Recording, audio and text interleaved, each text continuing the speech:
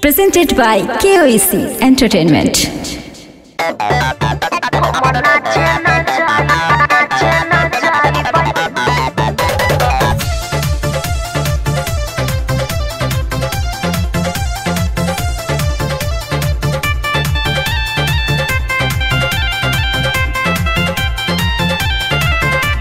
सोलह के तिलक या 20 के शादी बुक कल सटा एडवांस मंगा दी। अरे चेक लगी कि कैश लगी बताओ तनी। अरे 16 के तिलक या 20 के शादी बुक कल सटा एडवांस मंगा दी।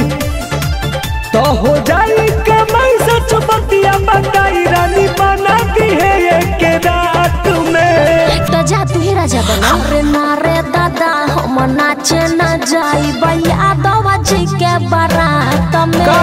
नारे दादा हम नाचे न जाई भैया दवा जी के बारात में। नारे दादा हम नाचे न जाई। उठवा ले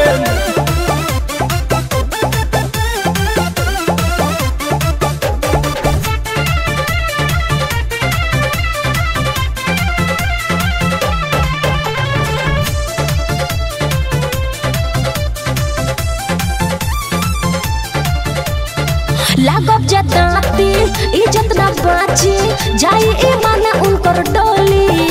तो मानू ना बात बोली जे हम बोली हो जाए शिकार अरे मार दे हम गोली।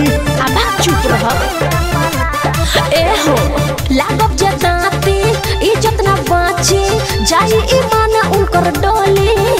तो मानू ना बात बोली जे हम बोली हो जाए शिकार अरे मार दे हम गोली। तो हो जाए गद गद करी है ना मारू हम पहिला के मुलाकात में। अरे नारे दादा हम नाचे न जाई भैया दवा जी के बारात में। नारे दादा हम नाचे न जाई या दवा जी के बारात में। नारे दादा हम नाचे न जाई। तो गोली खाए खातिर तैयार रही हो।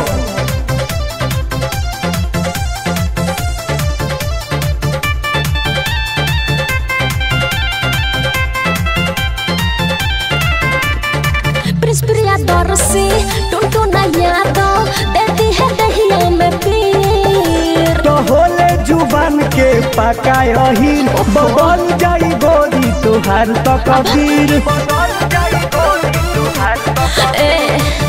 प्रिया दर से टुनटु नया दो देती है दहिया में पीर। तो होले जुबान के पकाही बदल जाई गोली तुहार तो कबीर।